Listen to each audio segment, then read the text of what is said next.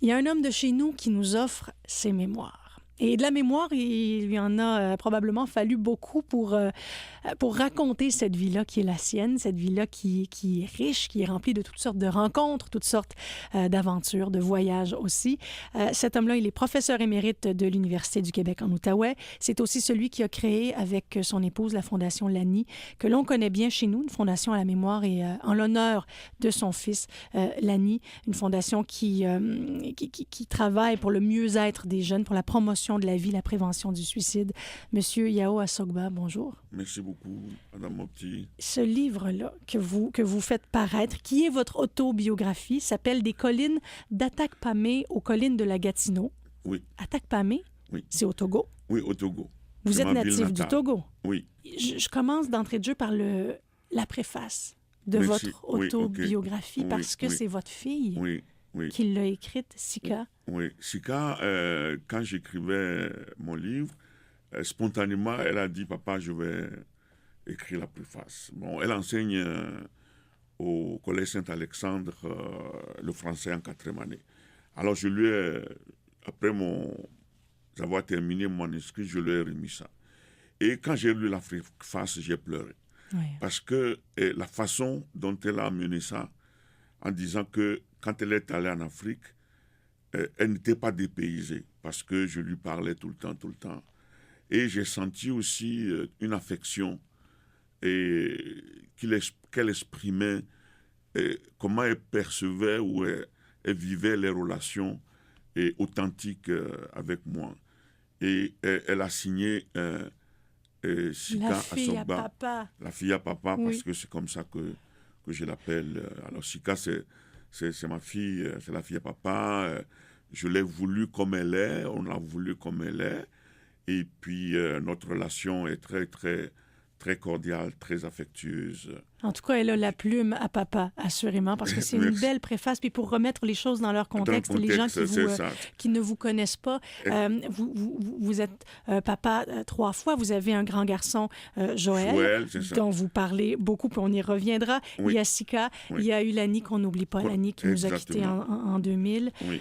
Et ces enfants-là, en fait, pour ce qui était de Lani et de Sika, ils n'avaient pas connu l'Afrique avant ce premier voyage-là en famille que vous avez fait en leur compagnie. Joël est né en Afrique, mais vos 2 autres enfants sont nés de l'union avec votre épouse, qui est une blanche. André Tremblay, oui. Et ce premier voyage en Afrique, ça les a marqués, les enfants. Oui, ce premier voyage, parce que moi, j'ai tenu toujours à ne pas oublier mes origines. Et j'ai tenu toujours à éduquer mes enfants dans les 2 cultures, la culture québécoise et la culture. Et avant notre mariage même, nous sommes allés, André et moi, on est allés dans ma ville natale, mais aussi dans mon village. J'ai voulu qu'elle voie mes origines modestes, tout ça. Là. Elle a rencontré votre fils Joël à ce moment-là? À ce moment, elle a rencontré Joël. Joël, qui est né d'une mère togolaise, et qui avait, quand on est allé, il avait 8 ans. 8 ans, oui. Et donc, tout de suite, André l'a adopté. Et Sika et Lani sont nés à Québec, parce que j'ai fait mes études à Québec, André aussi. Et ces 2 enfants, Lani était un rebelle dans le sens positif du terme, très engagé, très humaniste, et il n'aimait pas l'injustice, et puis il a horreur de la bêtise humaine. Il écrivait lui aussi. Oui, il avait une plume acérée, il avait quelque chose à dire. Il a fait une expérience dans le désert, et il a écrit dans le silence du désert, c'est émouvant ce qu'il a écrit. Et Sika, elle aimait beaucoup la lecture. Quand elle était enfant, elle jouait au professeur avec ses bébés, etc. Donc elle est devenue enseignante aussi. Puis Joël, il nous a rejoint en 1986. Il avait 18 ans. Il avait 18 ans, avec vous et ici. puis bon, les enfants le connaissaient déjà, parce que je leur parlais... De leur grand frère. De leur grand frère, et puis d'ailleurs, dans l'auto, une fois, quand on revenait de l'aéroport, et j'ai dit à Sika, donne ceci à ton frère. Alors tout de suite, elle m'a dit lequel. Elle venait de rencontrer Joël, elle comprenait qu'elle en avait 2. Exactement. Et les deux enfants, je leur ai donné un prénom québécois et un prénom africain. Comme le Chika, ça veut dire mon trésor. Et puis Lani, ça veut dire mon enfant privilégié. Et donc, je leur ai donné. Et à la maison, sur le plan culturel, musical, on leur fait écouter Charles Bois, Gilles Vigneault, Robert, Jean-Pierre Ferland, autant que Myriam Makeba, Manu Dibango, Youssou N'Dour. Oui. Donc, elles ont intégré les deux cultures. Du fait, le premier voyage en Afrique, c'était même pas un dépaysement. C'est ce qu'elle écrit. Non, c'est pas un dépaysement. Votre fille dans la préface. Monsieur Assogba, oui. Vous écrivez très tôt dans votre autobiographie que vous étiez prédestiné à devenir un professeur chez les Blancs. Oui. Parlez-moi de ça, parce que là, il est question d'oracle. Il y a quelque chose dans votre famille, vous, qui est assez fascinant. C'est-à-dire que j'appartiens au peuple Ifè, qui sont au Nigeria, à l'ouest du Nigeria. Et dans la recherche que j'ai faite et que les historiens ont fait, les Ifè venaient de l'Égypte ancienne, puis ils se sont installés au Nigeria, en Afrique de l'Ouest, au Moyen-Âge. Et c'est un peuple très religieux, mystique. Et leur panthéon avait 8 divinités, dont la plus importante est l'Ifa. Ifa, c'est la divinité qui donne l'oracle, qui prédit le destin de chaque enfant Ifè. Bon, moi, mon grand-père était Balao, ça veut dire le grand prêtre de la divinité Ifa. Il a été initié au plus haut degré mystique. Donc, chaque enfant qui naît, on consulte Ifa, et Ifa donne l'oracle qui dit, tel enfant, voilà sa destinée. Et moi, quand je suis né, j'ai su ça après que j'ai fini l'école. Oh, vous ne l'avez pas su tout de suite? Non, je ne l'ai pas su parce que moi j'étais enfant. C'est plus tard que ma tante m'a dit, quand j'avais fini mon primaire pour aller au secondaire, c'est parce que chez nous, l'école est tellement sélective que déjà au primaire, les gens sont exclus de l'école. Quand tu ne réussissais pas, tu ne vas plus. Là, il faut avoir la moyenne.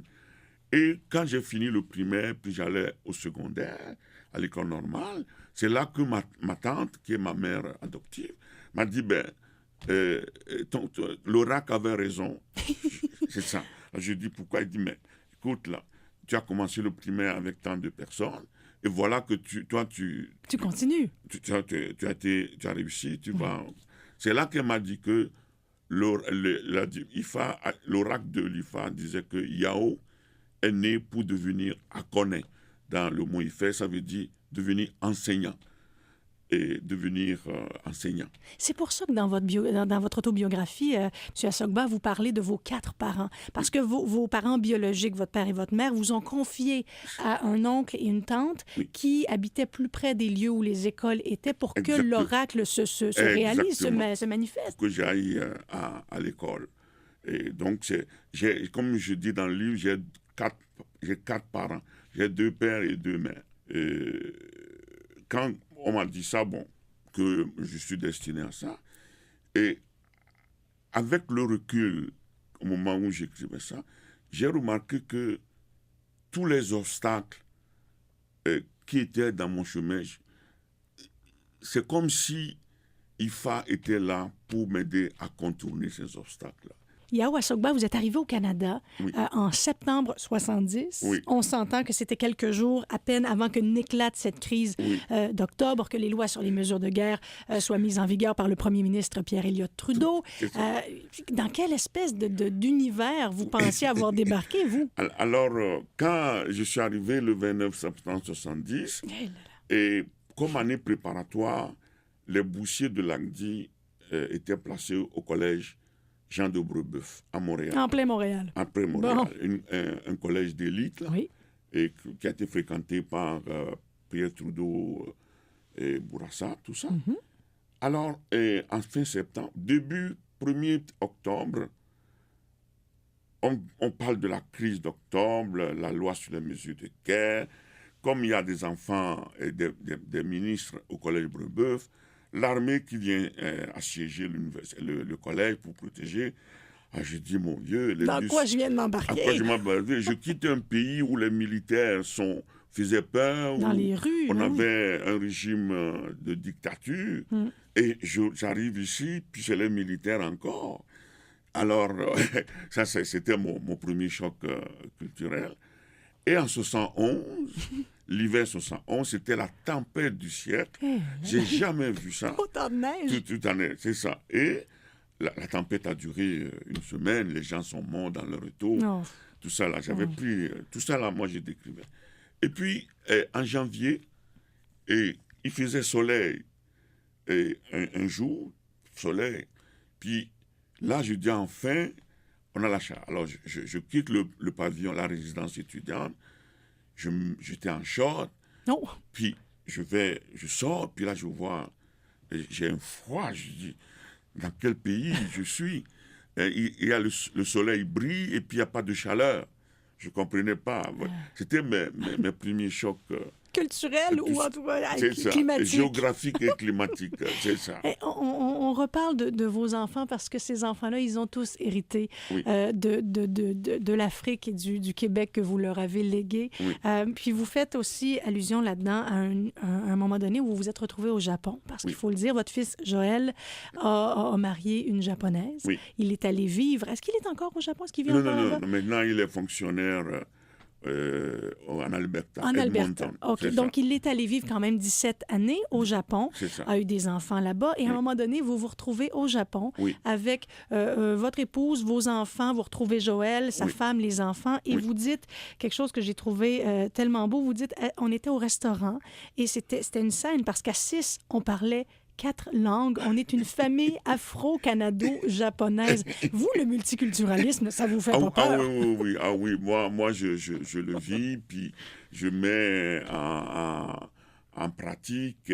On peut être africain et québécois. Là.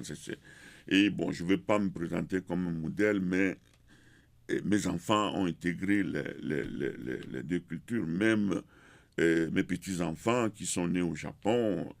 Ils ont la tradition africaine aussi, donc ça fonctionne. Parce que je regarde regarde politiquement ce à quoi on ressemble aujourd'hui, cette espèce de peur de l'autre, qu'on essaie de contrer, qu'on essaie d'envoyer le message exactement. Mélangeons-nous, ça fonctionne, arrêtons d'avoir peur. Comment vous ressentez ça, vous? Bon, pourquoi? Je ne sais pas. Est-ce que c'est parce que j'étais dans des conditions idéales? Et puis, ce qui est important aussi, c'est que André a un esprit très ouvert. Épouse, oui.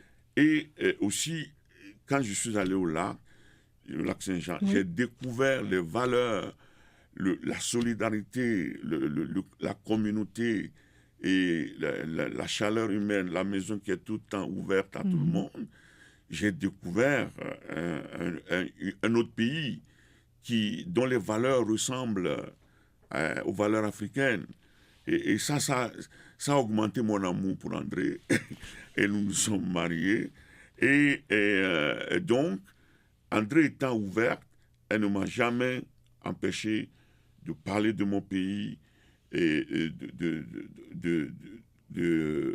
d'éduquer les enfants ensemble. Ben, elle est tombée amoureuse de l'homme, mais du pays aussi, de l'Afrique aussi. Oui, Pierre reçoit, chez nous, c'est la maison de la communauté togolaise et québécoise. On mange la tourtière chez nous, le bleuet, comme on mange le riz au poisson. Donc, Mais le regard que vous posez, en fait, sur la société, M. Assogba, parce qu'on le dit, vous êtes arrivé dans cette espèce de bouillonnement des années 70, puis là, aujourd'hui, on est en 2018.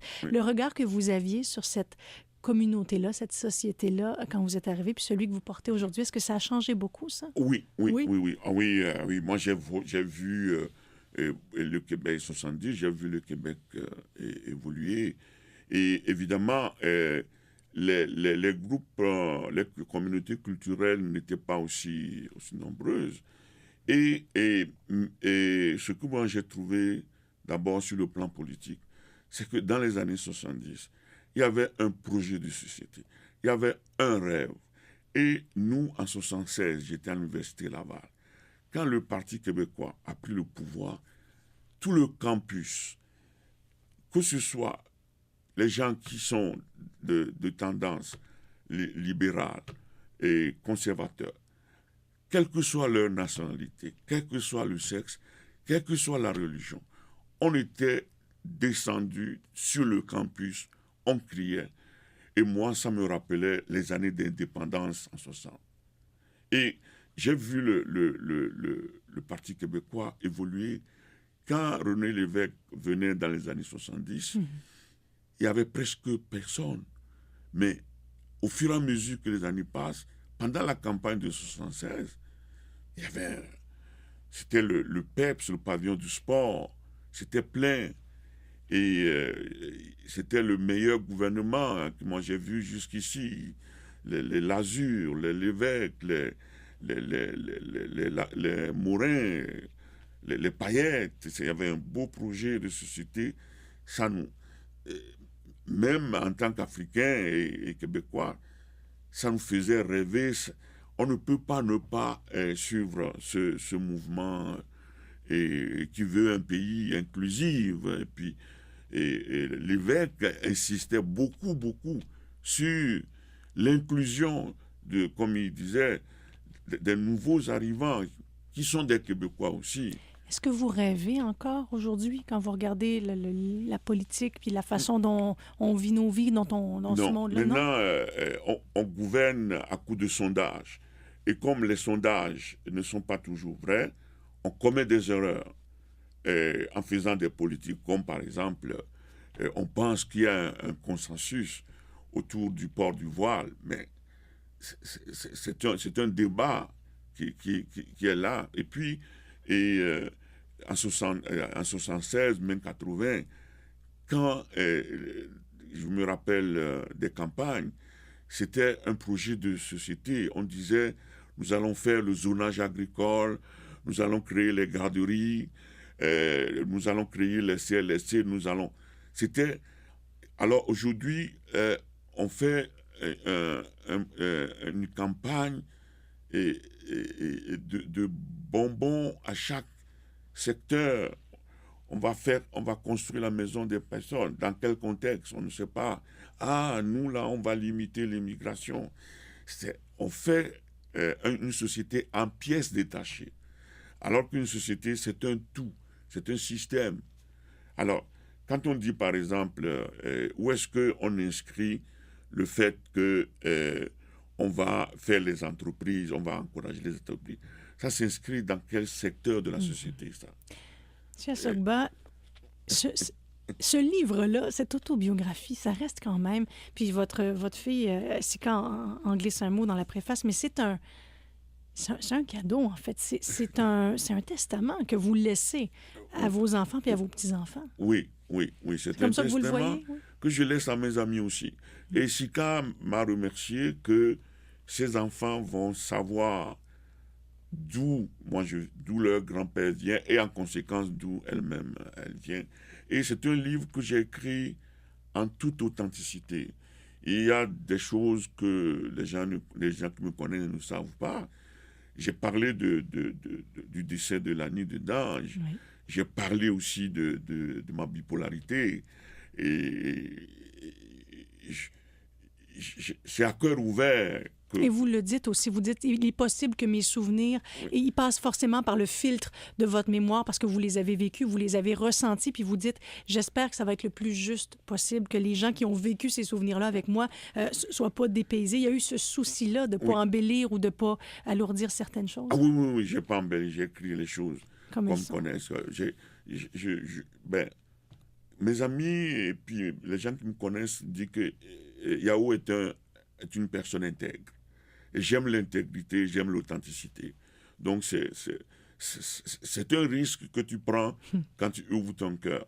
Mais moi, je le fais et à chacun de décider si c'est bien ou comment il se retrouve là-dedans. Mais une fois que moi, j'ai écrit ça, bon, je n'ai plus de pouvoir là-dessus. Ça nous appartient à nous maintenant, ce beau cadeau-là. Et je veux rappeler aussi où est-ce qu'on peut se le procurer parce que vous avez pris soin il y a une partie des sous qui sont remis à la Fondation Lani. Oui, à la Fondation Lani. Le livre peut être procuré à la librairie de Luco, et à Lucien Brault, au Taché, Pavillon. Au Cégep, et puis aussi sur le site de la Fondation, www.fondationlani en un seul mot.ca. Et pour les informations, les gens peuvent appeler au 819 778 0188. Et c'est combien la portion qu'on remet à la Fondation Lani quand on s'offre ce livre-là? Le livre se vend à 25 $ et chaque livre vendu, 5 $ vont être donnés à la Fondation Lani qui travaille pour la promotion de la vie et la prévention du suicide. fondationlani.ca, allez faire un tour. Monsieur Yao Assogba, ce livre s'appelle « Des collines d'Atakpamé aux collines de la Gatineau, le parcours d'un enfant IFE ». Merci beaucoup d'avoir pris du temps pour nous. Merci.